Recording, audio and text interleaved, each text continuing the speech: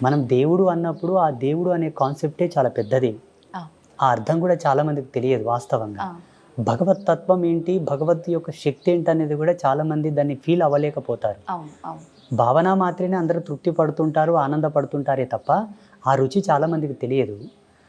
భగవంతుడు దాడి చేసేటప్పుడు కాపాడుకోలేనంత మూర్ఖుడు కాదు, చేతగాని వాడు కాదు. కానీ దేవాలయ వ్యవస్థను పరిరక్షించుకోవాల్సిన బాధ్యత మనది. దేవాలయం అనే కాన్సెప్ట్ మన కొరకు ఇచ్చాడు దేవుడు.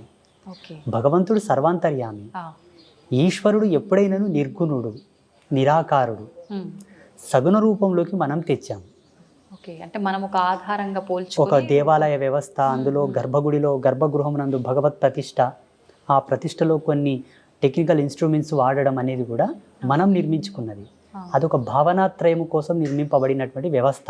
ఉమ్, మనము నిర్మించాము కాబట్టి కాపాడుకోవాల్సిన బాధ్యత మనదే. మన దగ్గర ఉదాహరణకి అందరికి అర్థం అవ్వాలంటే, మన శరీరంలో ఇన్ని అవయవాలు ఉన్నాయి. ఉదాహరణకి చేతి ఉంది. మన శరీరంలో ఉన్నదే కదా చేతి, కూడా ఒకటి పార్టే కదా. అవునండి. ఈ చేతు సడన్గా పడిపోతుంది. ఉమ్, మన శరీరంలో ఉంది, మన చెయ్యే పడిపోతుంది, కానీ ఎత్తలేము. అవును. మన చెయ్యే కదా, ఎందుకు ఎత్తలేము మనం? ఉమ్, దానికి ఆ శక్తి అనేది లేదు, కోల్పోతుంది. ఈ పార్ట్, ఈ అవయవం మొత్తం శక్తిని కోల్పోవడం వల్ల, చైతన్యం కోల్పోవడం ద్వారా ఇది పని చేయకుండా పడిపోతుంది. మిగతా అవయవాలు పనిచేస్తాయి. అవును. భగవంతుడు సర్వంతర్యామినిగా ఉన్నప్పటికీ ఈ హక్కును మనకు వదిలేస్తాడు, కాపాడుకోరా నీకు అవసరమైతే అని. ఉమ్, ఓకే. నీ యొక్క శక్తిని, నీ సృజనాత్మకమైన ధర్మాన్ని నేను చూడాలంటే నువ్వు కాపాడు. ఉమ్, ఆ బాధ్యత మనది, దేవుడిది కాదు. కానీ మనం కాపాడలేకపోతున్నామనే చెప్పాలి ఒక రకంగా. కాపాడలేకపోలేనటువంటి దుస్థితి మనకు రావడానికి గల కారణం ఏంటంటే, మన వాళ్ళందరూ ధర్మాన్ని మడత పెట్టి పక్కన పెట్టేశారు. ఉమ్, ఎందుకంటారు? ఆలయ వ్యవస్థ అనేది ఒక అద్భుతమైన రూపకల్పన.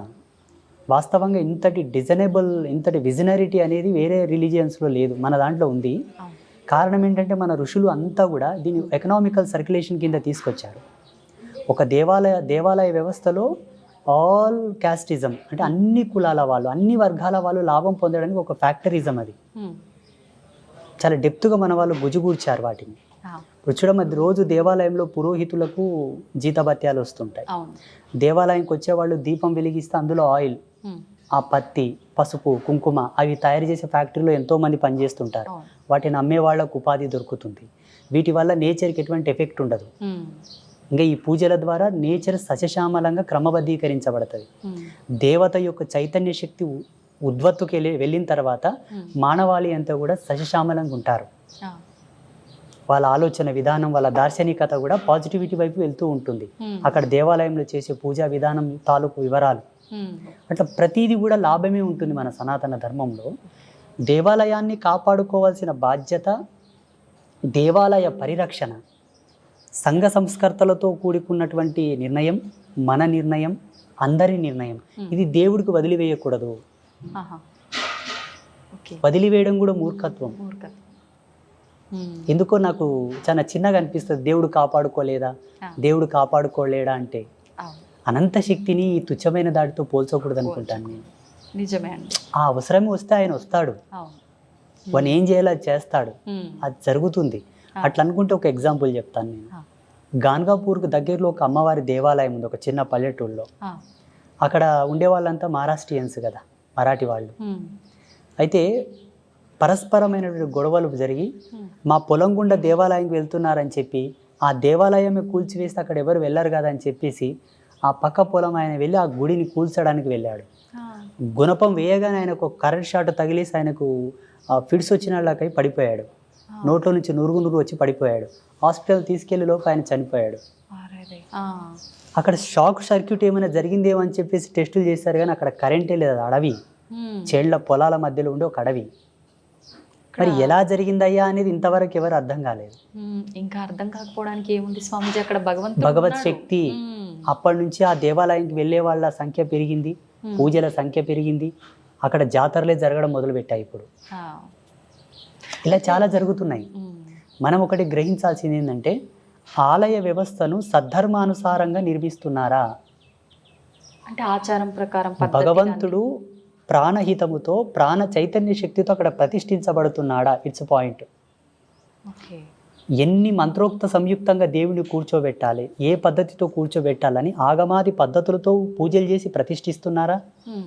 ఏదో వాళ్ళకు తోచిన పంచోపచార షోడశోపచార పూజలు చేసి ప్రతిష్ఠిస్తున్నారు అన్నది కూడా పాయింటే. అవును అవును. రూపమాత్రకంగా దేవాలయము దేవుడు, కానీ అసలైన పద్ధతితో కనుక దైవ స్థాపన జరిగితే మనం టచ్ చేయడానికి కూడా భయపడాల్సిన అవసరం వస్తుంది. అంటే మనం స్థాపించేటప్పుడు చేసే ఆ సాంప్రదాయాలు పద్ధతుల ప్రకారమే అక్కడ శక్తి కొలువై ఉంటుంది. 100%. మళ్ళీ స్వయంభూ దేవాలయాలకు అది అవసరం లేదు. వాళ్ళకుగా వాళ్ళు ఉద్భవించి ఉంటారు కాబట్టి ఆటోమేటిక్గా అక్కడ పవర్ ఉంటుంది. అయితే స్వామీజీ, ఇప్పుడు చాలామంది మనం భగవంతుడు అంతటా ఉన్నాడు అనుకున్నప్పుడు దేవాలయాలకి వెళ్ళటానికి కూడా ఇంట్రెస్ట్ లేకుండా చాలామంది క్షేత్రాల విషయానికి వస్తే మాత్రం ఖచ్చితంగా సంవత్సరంలో ఒకసారి 2 సార్లు వెళ్ళటానికి ఇష్టపడుతూ ఉంటారు. ఎందుకని? ఎక్కడైనా భగవంతుడే కదా, అక్కడికి వెళ్ళాలన్న ఆసక్తి ఎందుకు చూపుతారంటారు? మనకు సమ్ కైండ్ ఆఫ్ నాలెడ్జ్ కావాలంటే యూనివర్సిటీకి వెళ్తాం, అవును, కాలేజ్కి వెళ్తాం. కొన్ని ఇంట్లో చదువుకున్న చదువే, కాకపోతే అదొక అద్భుతమైన ప్రదేశం విద్యను ఆర్జించడానికి. అలాగే భగవత్ శక్తిని, ప్రాకృతిక అంతర్గతంగా ఉండేటటువంటి ఈశ్వర చైతన్యమును ఒక చేత డిపాజిట్ చేయడానికి, పోగు చేయడానికి, ఒక చేత ఆవాహన చేయడానికి అదొక కేంద్రకమైనప్పటికీ అక్కడి నుండి లోక కళ్యాణయుక్తమైన చైతన్య శక్తిని ప్రసరింపజేయడానికి అది అనువైన ప్రదేశం. ఇంకొక పద్ధతులు చెప్పాలంటే, మన ఇళ్ళలో కూర్చొని జపతపాదులు చేసుకోవచ్చు, ఇంట్లో పూజా గదిలో కూడా పూజలు చేసుకోవచ్చు. ఇది పుణ్యమే, పురుషార్థమే. ఇంతకన్నా మించిన శక్తి మనకి ఏదైనా అవసరం అనుకుంటే దేవాలయానికి వెళ్ళాలి. సమ్ ఎనర్జీ లెవెల్స్ అవి. ఓకే. దేవాలయంలో స్వచ్ఛత ఉంటుంది, పరిపూర్ణత ఉంటుంది, పవిత్రత ఉంటుంది, నిత్య శుద్ధ సంభానం ఉంటుంది అక్కడ. నిత్య శుద్ధ సంభానం అంటే భగవంతునికి అంత శాస్త్రోక్తిగా పూజలు జరుగుతూ ఉంటాయి అక్కడ. ఉదాహరణకు చెప్పాలంటే అక్కడ మరణ సంకేతాలు ఉండవు, సావు సమృద్ధి అనేది అక్కడ ఉండదు, డెలివరీస్ అక్కడ జరగవు, శౌచం అనేది అక్కడ ఉండదు. అది స్థాపించినప్పటి నుండి భూమి అంతమయ్యే వరకు అక్కడ పవిత్రతనే ఉంటుంది. కాబట్టి దేవాలయ దర్శనం ఆత్మ దర్శనంతో సమానం. ఇప్పుడు లైవ్లో మనం సోల్ని బయటికి తీసి మాట్లాడలేం కదా, ఆత్మతో సంభాషించలేము కదా. దేవాలయ దర్శనం ఆత్మ సంభాషణ సంయుక్తం. భగవంతుడికి మనకు మధ్యలోన లైవ్లో మనం దేవునితో మాట్లాడినట్టుగా అక్కడ మనకు సిగ్నల్ ఉంటుంది. ఇంట్లో మనకు అది దొరకదు, ఎంత ప్రయత్నించినా దొరకదు. తప్పకుండా దేవాలయ దర్శనం చేస్తే మనకు ఒకసారి పరీక్ష చేసుకున్నట్టు లెక్క. ఆత్మ విమర్శ అనుకోండి, ఆత్మ పరీక్ష అనుకోండి, కానీ తప్పకుండా దేవాలయ దర్శనం చేయాలి. అయితే ఇప్పుడు మీరు ఇందాక అన్నట్టుగా చాలామంది దేవాలయం నిర్మించేటప్పుడు ఏవైతే పాటించారో శాస్త్ర ప్రకారంగా లేదో తెలియదు, కానీ దేవాలయం నిర్మించడం అయితే జరుగుతుంది, కానీ జరగాల్సిన పూజలు క్రమంగా జరగవు. ఒక రకంగా చెప్పాలంటే మనకు పడవబడిపోయిన ఇల్లు అంటారు కదండి, ఆ రకంగా అయిపోతాయి. ఏదో పొద్దున కాసేపు తీసామా, హారతి ఇచ్చామా, వెళ్ళిపోయామా అనే టైప్లో ఉంటుంటాయి. నిజంగా ఇటువంటి గుళ్ళకి వెళ్ళటం వల్ల ఫలితం ఉంటుందంటారా? అక్కడ శక్తులు ఉంటాయంటారా? వాళ్ళ యొక్క నమ్మకాలకు విశ్వాసాలకు అనుగుణంగా నిర్మించుకున్న కేంద్రకాలవి. ఆలయ మర్యాదకు ఎన్నో ధర్మాలు ఉన్నాయి, దేవాలయ ప్రతిష్ట వెనుకాల ఎన్నో మూలాలు ఉన్నాయి. వాటన్నిటికి అనుగుణంగానే అక్కడ ఉపచారములు, పూజలు, హోమ ధూమాదులు, ఉత్సవాలు, జాతరలు, తిరణాళ్ళు జరగాలి. కొంతమంది రాజకీయాలు అడ్డం పెట్టుకొని, కులమని, వర్గమని, ప్రాంతమని భేదాలు అడ్డం పెట్టుకొని కూడా చేస్తలేరు. కాకపోతే అటువంటి ప్రదేశంలో భగవంతుడు ఉంటాడు, కాకపోతే మన అనుగుణమునకు, మన భావానికి తగ్గట్టుగా వాళ్ళు స్పందించలేకపోవచ్చు. కారణం ఎప్పటికప్పుడు అక్కడ తగిన ఉపచారములు జరగటం లేదు కాబట్టి. అందుకే ప్రసిద్ధ పుణ్యక్షేత్రాల్లో నియమావళిని క్షణకాలమంతయు కూడా వాళ్ళు విస్మరించకుండా ఉపచారములు చేస్తూ ఉంటారు. నియమం క్షణం కూడా వాళ్ళు తప్పనివ్వరు. భగవంతునికి నివేదన, ఉత్సవాలు సమయం ప్రకారం చాలా అద్భుతంగా చేస్తుంటారు. తిరుమల తిరుపతి దేవస్థానం ఉంది, ప్రసిద్ధ దేవాలయం, శ్రీశైలం ఉంది. అక్కడ ఏమైనా జరగనివ్వండి, భగవత్ కైంకర్యమునకు మాత్రం వాళ్ళు అపవిత్రం కానివ్వరు. శాస్త్రోక్తిగా ఆగమాది పద్ధతులను అనుసరించి చేస్తారు. అక్కడ మనకు కావాలనుకున్నటువంటి పవర్, నువ్వేమైనా చేయాలనుకుంటే అక్కడ మీకు ఎనర్జీ కనిపిస్తుంది. ఎంతోమంది రీసెర్చ్ చేశారు ఆ కాలంలో. స్టెథోస్కోప్ చెవిలో పెట్టుకొని ఆ శివలింగం మీద స్టెథోస్కోప్ పెట్టి చూశారు. హార్ట్ బీట్ లెవెల్స్ లాగానే వాళ్ళకు ధ్వని వినిపించింది శ్రీశైలంలో. ఇక్కడ మనకు మంత్రాలయ క్షేత్రం ఉంటుంది, రాఘవేంద్ర స్వామి బృందావనం. ఆ బృందావనంని కూడా టెస్ట్ చేశారు. బ్రహ్మంగారి యొక్క సమాధిని కూడా టెస్ట్ చేశారు. కంచి కామాక్షి దేవత, పరదేవత అమ్మవారి పాదాల దగ్గర రీసెర్చ్ చేశారు. ఎన్నో అద్భుతాలు ఉన్నాయి.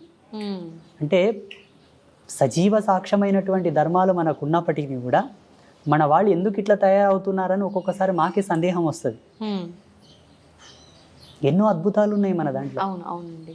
ఎందుకంటారు భగవంతుడు మరిపిస్తున్నాడు అంటారా ఇవన్నీ? మరి ఇవన్నీ చూసిన తర్వాత కూడా ఇప్పుడు ఒక శక్తి ఏదైనా జరిగిందని తెలియగానే అమ్మో భగవంతుడు ఉన్నాడు అని చెప్పి కొన్ని రోజులంతా హడావిడి చేస్తుంటారు.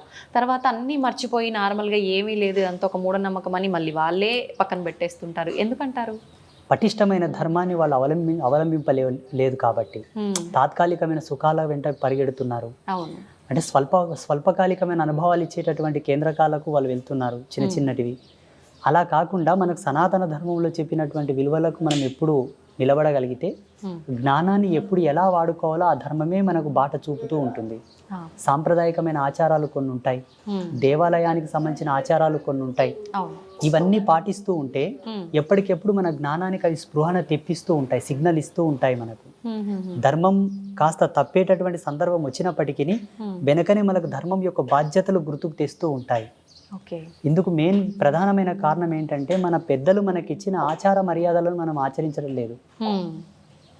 అయితే ఇప్పుడు మన సనాతన ధర్మాన్ని మనం కాపాడుకోవాలంటే దాని గురించి ముందుగా మనం తెలుసుకోవాలి, దాన్ని ఆచరిస్తూ ఉండాలి. ఇవన్నీ ఆచరించాలి అని అంటే మనం సాంసారిక జీవితంలో ఉన్నప్పుడు ఇవన్నీ సాధ్యపడతాయంటారా?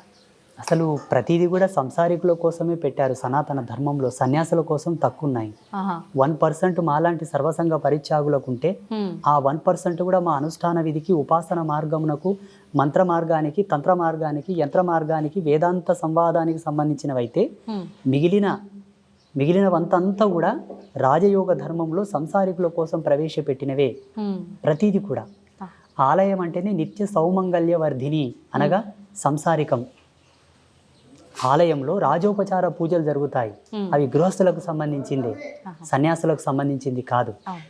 సన్యాసులకు సంబంధించినటువంటి మార్మికతను, ఆ శోధనను వాళ్ళు రహస్యంగా ఉంచుకున్నారు, గ్రాంధికంగా చేయలేకపోయారు. ఒక సన్యాసి సన్యసించాలంటే సన్యాసోపనిషత్తు ప్రకారంగా సన్యసించాలి. మిగిలిన ఉపనిషత్తులన్నీ కూడా మానవాళి కోసమే. మానవాళి అంటే అంతయు సమూహం, సంఘ సమాజం కోసమే. అందులో అందరూ పెళ్లిళ్ళు చేసుకొని పిల్లలుగానే వాళ్ళే ఉన్నారు. అంత ధర్మమంతా వాళ్ళ కోసమే వడగట్టిచ్చారు ఋషులందరూ. అంటే మనకు మన ధర్మాన్ని ఆచరిస్తూనే మనకు కొన్ని నియమాలు పెట్టి నియమాల ప్రకారంగా ఇవి ఆచరించవచ్చు అని చెప్పి అన్ని రకాల విధానాలు కూడా మనకు తెలియజేశారు. కానీ ప్రతి ఒక్కరు కూడా ఏంటంటే కొన్ని అమ్మో ఇన్ని నియమాలు పాటించాలా, ఇంత కఠినంగా ఉండాలా ఆధ్యాత్మికత అనగానే అని చెప్పి చాలా మంది దూరంగా ఉండే వాళ్ళు కూడా ఉన్నారు. వీటి వల్లే ఉండాలి. ఇప్పుడు చూడండి, మీకు ఒక ఎగ్జాంపుల్ చెప్తాను. నేను మొన్న హైదరాబాద్లో వీసా కన్సల్టెన్సీ వాళ్ళు నాకు అమెరికా వెళ్ళడానికి ఇంటర్వ్యూ కోసం పిలిచారు. లోపలికి వెళ్ళగానే వాళ్ళ ఫార్మాలిటీస్ వాళ్ళు చూస్తారు కదా, ఫైల్స్, పాస్పోర్ట్ అంతా చూసారు. ఆ చెకింగ్ ఉంటుంది అక్కడ. ఆ మెటల్ డిటెక్టివ్ పట్టుకొని చూస్తే ఇవి తీయమన్నారు, ఈ బేడీలు తీయమన్నారు, కాళ్ళకున్న బేడీలు తీయమన్నారు, మాలలు తీయమన్నారు, ఆ ట్రేలో పెట్టి స్కానర్లో వేయమన్నారు. నేను అన్నాను, సాంప్రదాయకంగా ఉంచుకున్నామండి, వీటిని తీయకూడదు అన్నాను. ఇదర్ ఓ సబ్ నై చల్తా, నికాల్కే రఖో వహా పర్. తీయాల్సి వచ్చింది. మరి అంటే వాళ్ళ ఫార్మాలిటీస్, వాళ్ళ నియమాలు వాళ్ళకు ఉంటాయి, మనం పాటించాలి, తప్పదు. అన్ని తీసి అందులో పెట్టి అక్కడ స్కాన్ అయిన తర్వాత ముందుకు వెళ్ళినాక మళ్ళీ ఇస్తే అన్ని తొడుక్కొని వెళ్ళాను, ఇంటర్వ్యూకి వెళ్ళాను, వీసా ఇంటర్వ్యూకి వెళ్ళాను. అక్కడ వాళ్ళ నియమాలు వాళ్ళకి ఎట్లున్నాయో, జీవధర్మ సిద్ధాంతం మీద మన ఋషులు కొన్ని కోట్ల సంవత్సరాల నుంచి రీసెర్చ్ చేశారు. ఒక వ్యక్తి ఒక సమస్య చేత పీడితుడు అవుతున్నాడంటే ఎందుకు పీడితుడు అవుతున్నాడు ఈయన, ఎందుకు వ్యాధిగ్రస్తుడు అవుతున్నాడు, ఎందుకు సంసారికంగా ఈ మెంటల్ స్ట్రెస్కు గురి అవుతున్నాడని చాలా లోతుగా ఆలోచన చేసి వాటికి అనుగుణమైనటువంటి సాంప్రదాయకమైన ఆచారాలను నిలబెట్టారు. దీన్ని పాటించండి, ఇది రాదు, దీన్ని పాటించండి, ఇది రాదు. మీరు స్వస్థత పొందుతే కాక మీ నుంచి వచ్చే సంతానం స్వస్థత పొందుతుంది, భావితరాలు చల్లగా ఉంటారు అని ఒక ఆచారాన్ని ప్రవేశపెట్టారు మన వాళ్ళు. మన మంచి కోసమే.